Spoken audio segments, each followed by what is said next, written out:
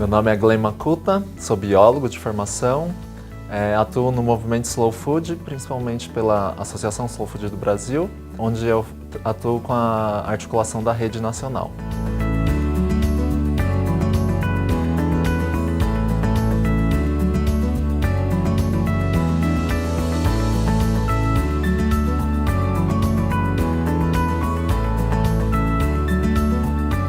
A aliança entende que para a gente conseguir popularizar e democratizar a comida de verdade, né, ela precisa ser produzida por quem já alimenta a gente, né? Então, a agricultura familiar ela tem um foco central, né, na perspectiva de produção alimentar que a gente atua pela aliança, até porque a própria agricultura familiar já produz 70% do que se é consumido nas mesas dos brasileiros.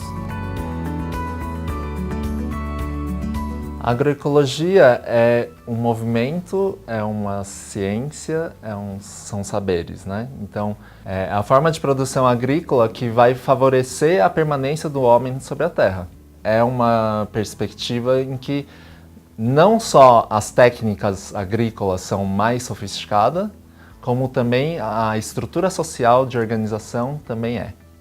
Não parte do empreendedorismo de indivíduos, mas depende muito da organização de coletivos e da forma como as práticas agrícolas foram sempre transmitidas, né? De geração a geração, há 10 mil anos atrás, isso tudo começou e ainda hoje é possível encontrar formas de agricultura que respeitem a natureza, que estejam em conexão com isso. Então, se a gente for pegar a base da agricultura familiar, né, a forma como sempre se organizou essa agricultura, a gente vai ver que, na verdade, eles são muito mais conectados com a natureza, né, com os ciclos naturais. Então, a gente chegou ao absurdo de hoje as pessoas comerem sempre, todo dia, o ano todo, as mesmas coisas, né? Não se conectam mais com a sazonalidade, com a biodiversidade local, com a cultura alimentar local. A partir do momento que essa agricultura de escala massiva, totalmente homogeneizante surge, ele vai passando o trator literalmente em cima de todas essas culturas, né? Então, uma vez que a gente vai perdendo essas culturas, também a gente vai perdendo o conhecimento de como se planta, de como se colhe, de todos os rituais que estão envolvidos com aquele alimento, né? Então, a agroecologia é também um pouco desse resgate, né? De não só criar outras formas de distribuição, de produção, mas também de reconexão com o alimento e com a terra. Então, a partir do momento que a gente tem um cuidado com a natureza, de respeito com sementes, por exemplo, que é um patrimônio da humanidade, né?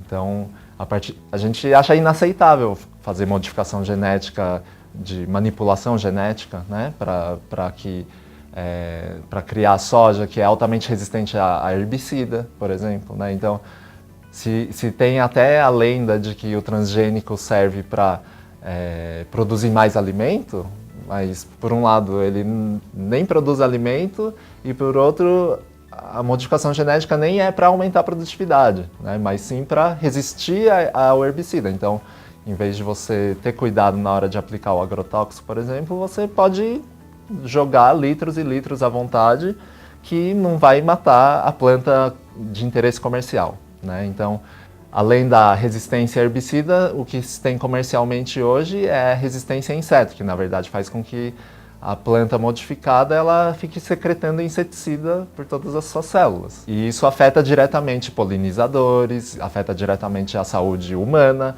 a saúde do solo. Então vai se tornando um sistema de produção totalmente genocida, né? Vai matando a vida, biocida na verdade. O grande problema que a gente tem atualmente é que boa parte dessa terra agricultável foi degradada. Então, é claro que num primeiro momento não dá para você simplesmente dizer não, vamos deixar de usar agrotóxico e simplesmente mudar para uma produção livre de veneno, né? Existe todo um processo de transição que é necessário para ir revitalizando esse solo e regenerando para que em algum momento mais adiante seja possível ter uma produção totalmente independente, né, desses insumos, né? Então a gente tem um modelo de agricultura que é dependente não só desses insumos, mas é dependente de diversos perdões de dívidas, de isenção fiscal, de violação de direitos, né? Então, o tanto de terra grilada que a gente tem no Brasil é gigantesco. Existe um dado da própria FAO, que é uma organização para a agricultura e alimentação das Nações Unidas, que em 1999, 75% da biodiversidade alimentar já estava extinta por causa do modelo de agricultura surgido no pós-Segunda Guerra, né? Então, em cerca de menos de 50 anos, a gente extinguiu 75% dessa biodiversidade. A semente é um elemento crucial, né, na agricultura. Então, o que se fazia antigamente, e ainda dentro da agroecologia, e boa parte da agricultura familiar ainda faz, quando possível, é de guardar sementes e plantar na safra seguinte, né? Então, a cada safra você escolhe aqueles que têm as características mais interessantes, seja de produtividade, de sabor, de textura, enfim, depende muito das utilidades que cada alimento ou cada produto agrícola vai ter, né? Mas a partir do momento que a própria indústria começa a ditar essas regras, então a gente perde totalmente essa diversidade. Essa diversidade, ela é essencial para, por exemplo, o controle de pragas agrícolas, né? Então, quando a gente tem uma produção diversificada, cada espécie vai ter uma função diferente naquele sistema, né? Só que quando você elimina essa diversidade, você, na verdade, está dando basicamente matéria-prima para fomentar a população de algum tipo, né? No caso, geralmente, insetos ou vermes ou coisas do tipo, né? Então, essas ditas pragas, né, elas se tornam totalmente abundantes. Digo pragas entre aspas porque praga é um termo totalmente econômico, né? Se a gente for pela biologia, a gente vai ver que são plantas indicadoras, né? Elas indicam que tem excesso ou falta de determinado nutriente, eles servem também para controlar determinadas populações de indesejáveis, ou às vezes para afastar. Só que isso não, digamos, não mexe na balança comercial de uma forma que o discurso vigente gostaria, né? De toda forma, na verdade, esse modelo só é viável economicamente porque tem uma série de ajudas, né? Sejam de isenções fiscais, de perdão de dívidas, né? De grilagem de terras e por aí vai. Existem estimativas ainda muito por cima de que o Brasil, como um todo, perde 14 bilhões e meio de reais todo ano só com agrotóxico. E ainda assim, o discurso vigente é de que a economia brasileira depende disso para sobreviver. Só que, na verdade, o custo, se a gente for considerar todo o passivo socioambiental, todos os custos em saúde, todos os custos que a gente tem, isso é muito além do que supostamente esse setor traz para a economia brasileira, né? Então, tem um dado de que a cada $1 de agrotóxico que é usado, só em contaminação aguda, a gente tem entre 30 e $1,28 de custo em saúde pública. Existem algumas iniciativas, né, para contrapor essa liberação dos agrotóxicos, por exemplo, né, em que, por exemplo, a gente tem a ação direta de inconstitucionalidade 553, que questiona justamente essas isenções todas que o agrotóxico tem. Muito se fala que o alimento orgânico é mais caro, né? E de certa forma ele é. Mas mesmo quando a gente vai numa feira de produtor, a média dos preços é um pouco mais elevada do que uma feira livre. Mas acho que vale a pena a gente refletir, então, por que esse preço é mais alto, né? Primeiro que a produção orgânica, né, ou livre de veneno, ela é um processo um pouco mais bem mais conectado com a natureza, então ela responde aos tempos na natureza. A forma de produção, ela precisa de muito mais cuidados, muito mais mão de obra, né? Então, a forma como as próprias sementes que foram selecionadas para o agronegócio, elas já otimizam totalmente o uso de maquinário, o uso de insumos químicos, de agrotóxicos, fertilizantes e etc. Né? Então, quando a gente pega essa matriz genética e tenta fazer por outros manejos agrícolas, a gente não vai ter a mesma eficiência disso, né? Mas é claro que se a gente pegar as sementes que a agricultura familiar e camponesa vem guardando ao longo de suas gerações, ela é totalmente adequada a essa forma de manejo. E se a gente comparar a produtividade também de um sistema com várias variedades, né, que a agricultura familiar consegue, e do outro lado a do agronegócio, em que é tudo homogeneizado, a gente vai ver que muitas vezes elas se equiparam em termos de produtividade e às vezes essa é até maior, né? Então, só que a escala em que ela produz e consegue escoar também é totalmente diferente, né? Então, quando você tem uma produção muito grande, você vai conseguindo baratear a logística disso. Muitas vezes as comunidades agricultoras produzem os alimentos, mas eles não conseguem chegar porque acaba encarecendo, né, por causa dessa coisa da escala. Né? E por último, a agricultura livre de agrotóxicos, ela geralmente sofre várias onerações. Né? Então, se a gente for no orgânico mais tradicional, né, que é a certificação orgânica por auditoria, né, para você conseguir essa certificação você precisa pagar uma taxa anual de dezenas de milhares de reais, enquanto o agronegócio ele é incentivado.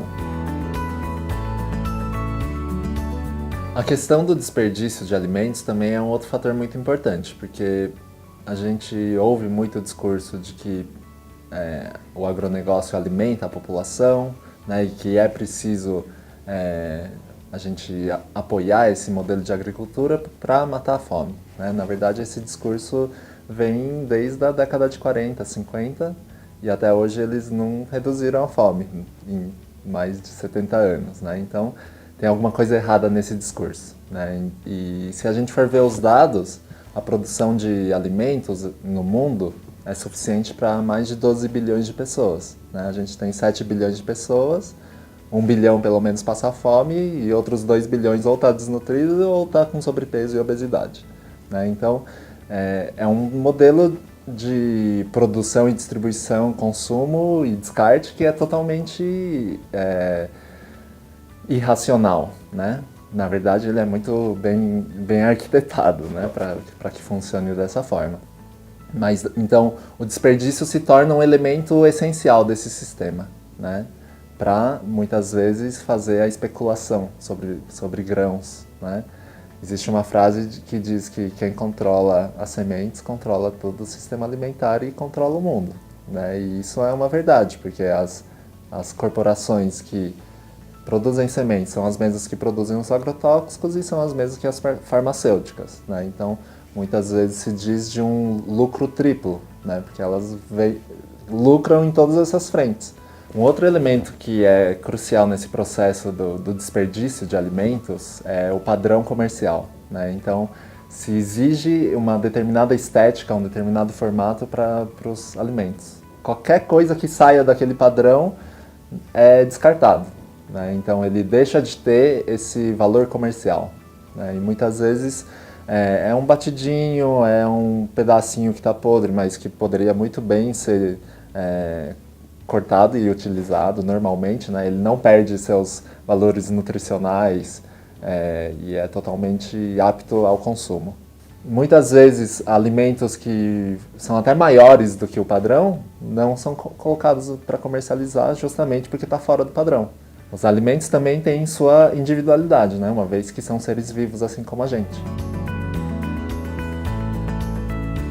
Os transgênicos, né, que na verdade mais corretamente seriam os organismos geneticamente modificados, né, os OGMs, basicamente quando se pega uma parte do gene de um organismo e se força a colocação desses genes que contêm as determinadas características desejadas num outro organismo.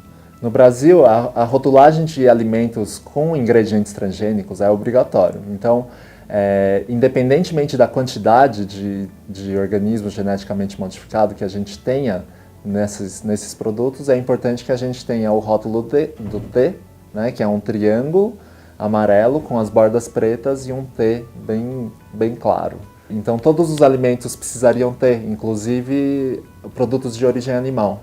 E isso a gente nem vê.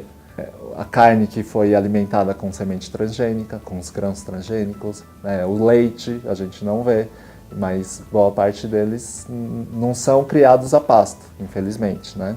Mesmo assim, mesmo ainda não sendo rotulado a totalidade dos alimentos que deveriam ser, muitos se interessam em retirar essa identificação, alegando que, na verdade, não existe risco algum, ou que tem as mesmas qualidades nutricionais e é tão seguro quanto um alimento não transgênico, né? Mas se é tão seguro assim, então por que não deixar? Né? Se é um diferencial positivo, então por que não deixar?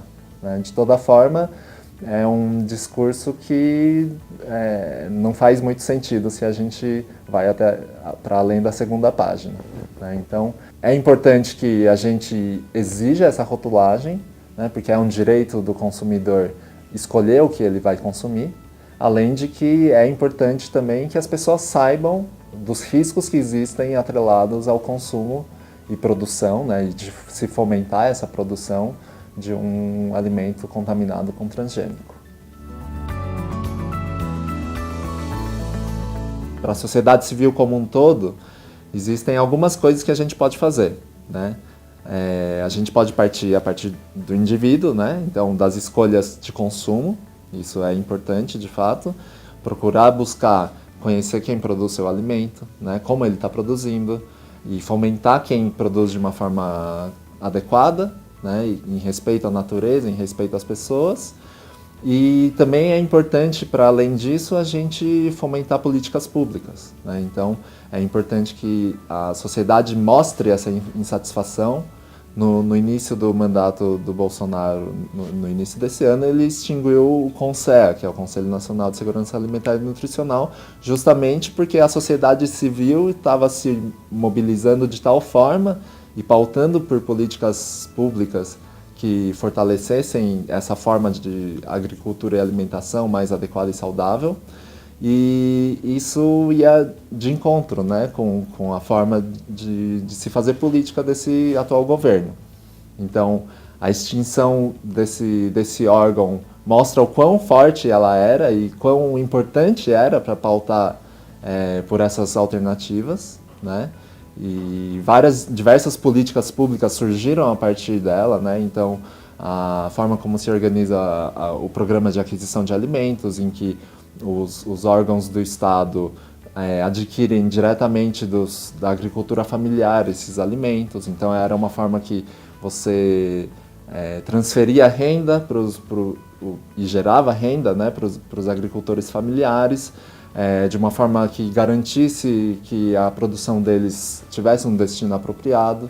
Né? Então, e a forma como a Política Nacional de Alimentação Escolar também foi reformulado, né, nos anos 2000, vem muito dessa construção da sociedade civil dentro do CONSEA e da forma como ele se organizava junto à estrutura de Estado.